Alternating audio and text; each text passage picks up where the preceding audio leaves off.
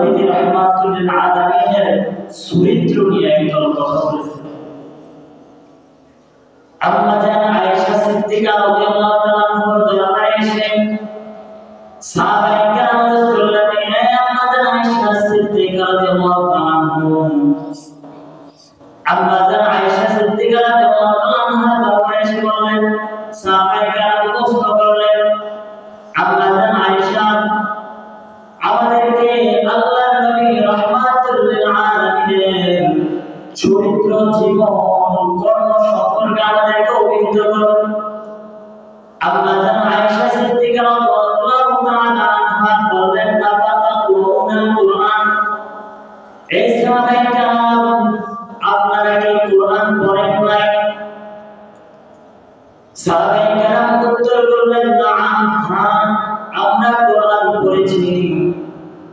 আম্মা জান আয়েশা সিদ্দিকা রাদিয়াল্লাহু তাআলা আনহা বললেন, আপনারা কুরআন পড়েন, ভালো করে কুরআন পড়েন, বুঝেন, অনুধাবন করুন, কারণ আল্লাহর কুরআন শরীফ যা আমার আপনার নবীর চরিত্রটাই তার। সুবহানাল্লাহ, সুবহানাল্লাহ।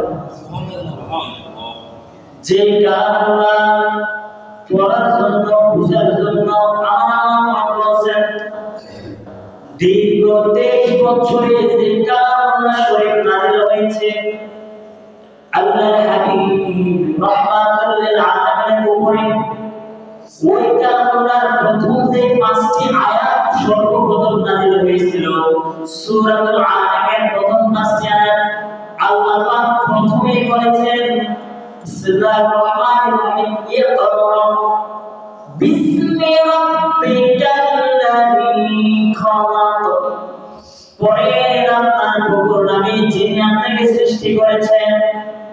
দেখেন আল্লাহ পাক কুরআন পড়ার কথা প্রথমে বলেছেন।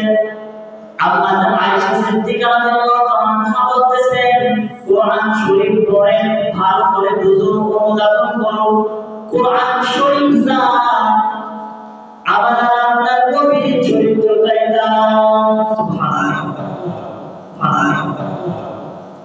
এখন এই আল্লাহ নবীর চরিত্র সম্পর্কে শুনে আমরা প্রশ্ন করলাম সাহাবায়ে কেরাম, এখন আমার আপনার চরিত্র সম্পর্কে সার্টিফিকেট দিবেন। আল্লাহ নবীর চরিত্রের সার্টিফিকেট দিয়েছেন আমার আল্লাহ। ওই সময়কার বেঈমানেরা, কাফির মুশরিক বেঈমানেরা, ইহুদি নাসারারা বেঈমানেরা আল্লাহ নবীর চরিত্র নিয়ে কথা বলতে লাগলো যে মুহাম্মদ একজন নয়, দুইজন নয়, 11টা বিধান করেছে মুহাম্মদের চরিত্র নাউযুবিল্লাহ। কেমন মুহাম্মদের পিছনে তোমরা ঘুরো যে মুহাম্মদের চরিত্র বাবা, এবং মুহাম্মদের ব্যাপারে তোমরা ভালো ভালো কথাগুলো বলো। আল্লাহ নবী রাহমাতুল লিল আলামিন কিছুই বললেন না, চুপ করে রইলেন।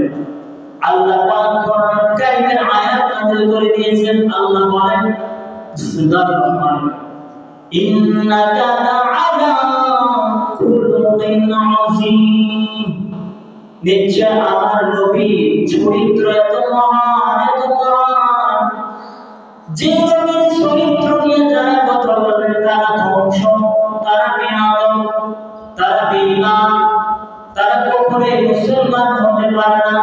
আল্লাহর নবীর চরিত্রের ব্যাপারে প্রশ্ন উঠানোর কারণে আল্লাহ পাক কোরআনুল কারীমের আয়াত নাযিল করে আল্লাহর নবীর চরিত্রের সার্টিফিকেট দিয়ে